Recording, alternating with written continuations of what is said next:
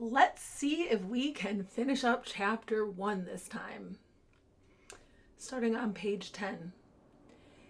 In a democracy, to be free, one needs to follow the majority because the majority knows better than the individual how to make the individual happy. There may be loads of unhappy individuals, but as members of the collective body, they are all happy because the collective body is happy, acting in unity through the direction of the government to benefit the whole. In addition, according to Rousseau, the general will, or the majority, the 50% plus 1, is necessarily good. And if an individual disagrees, it is simply because he has been corrupted by civilization. Commentary. In democracy, you don't have the freedom to be wrong. You don't have the freedom to disagree. If you, quote unquote, disagree with what the majority has declared, you are automatically the immoral one, the evil one, the stupid one, the one that needs to be re-educated to fall in line with what the majority has declared to be true and good. So is American politics starting to make more sense now? Does it make sense why controlling even the perception of what everybody thinks and believes is so important? Does it make sense now why and even how the narrative is portrayed and controlled and shaped? So how does the general will work? How do we know what the sovereign's will is? How do we discover what we really want?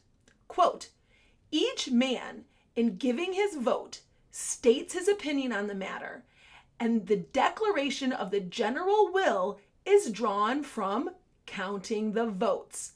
When, therefore, the opinion contrary to mine prevails, this proves merely that I was in error, and that what I took to be the general will was not so.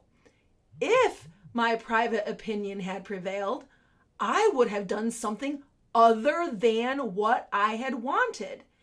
In this case, I would not have been free. End quote.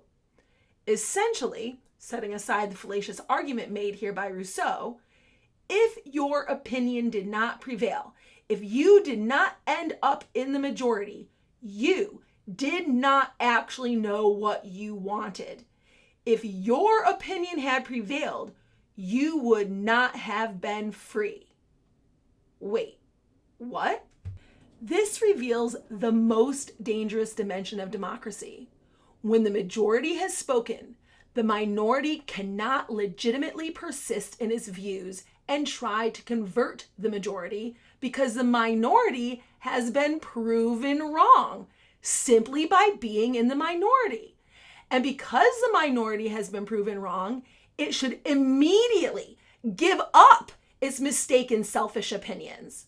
Rousseau, democracy, really only allows two possibilities, either entirely right or entirely wrong. So why should the sovereign, the government, tolerate any opposition? Okay, so here it should be now easy to see why winning elections is so important. Remember, elections have consequences. In a democracy, if your side loses, you have been proven entirely wrong, not just partially mistaken, but everything your side believes has been proven to be the wrong way to go. So now, does it make sense why so many people are keen to remind the supporters of the losing candidate in the election that they lost? And why they are so keen to reinforce the idea that this means they have no right to a different opinion than that given by the winning candidate or party? Going back to the book, we're on page 12 now. In a democracy, there is no debate, no contemplation, no making accommodations for objections. There is no right to object. If you aren't in the majority, you are simply and utterly wrong. Commentary. Democracy is not consensus building. In fact, when leaders try to push consensus the word consensus, like in science, for example, they are trying to manipulate the language and narrative again. And we get to this much later in the book. But consensus is majority rule. So consensus is majority rule, but with accommodations for any objections.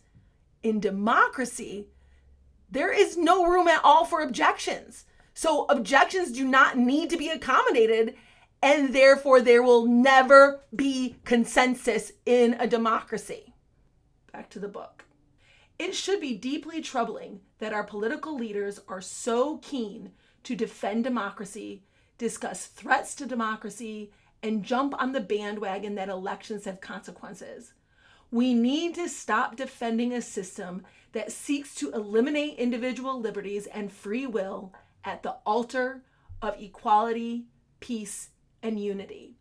This should also bring awareness that the unity our politicians want to bring this country is from the complete subjugation of the minority to the will of the majority. And by telling us that we don't really know what makes us happy, they do. And that is why chapter 1 is entitled A Republic If You Can Keep It. And here I'm tempted to discuss the idea of the perception of sides between rank and file members, left, right, political party, Democrat, Republican, when in reality, you can actually apply all of this to the ruling class versus the rest of us. The ruling class knows better than you do what will make you happy. And they are doing everything in their power to maintain and increase their power. The perception of its legitimacy through elections, are doing everything in their power to maintain the perception of its legitimacy through elections and to keep us divided so we don't realize that it is not a majority deciding what is right and good, but a very, very small minority of the ruling class. But if we agree with the winning side, we feel like we have the power too.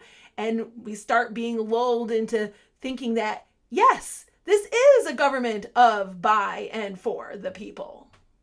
The polarization we see in the modern American political landscape speaks to the idea that we have lost our republic. The polarization and deep division is evidence that Americans truly believe they live in a democracy. Our allegiances, our actions and words, our contempt for anyone on the other team reveal that no matter what kind of government we may have on paper, we have voluntarily given up individual power, individual freedom, individual will, and the right to a private opinion in exchange for democracy, an all-powerful sovereign, and a collective happiness where everyone is actually miserable. My side is right, your side is wrong. There is no attempt to find solutions to problems all of us have in common. Instead, there is an intense desire, a hungry need to be right, to be on the winning team, and to force those who disagree to recognize that they are wrong simply because they disagree with your side. And the proof that they are on the wrong side will be found at the ballot box. Just you wait. But there is also a fear of being on the losing side because we innately recognize the vast power the winning side has when they become the all-powerful sovereign. So each side shouts louder and finds hope in the projected outcome each November. And meanwhile, the conflict rages on, each individual becoming more entrenched and invested in their side being the next majority, which will transform their opinions into truth and empower them to force their ideas on those who disagree with them.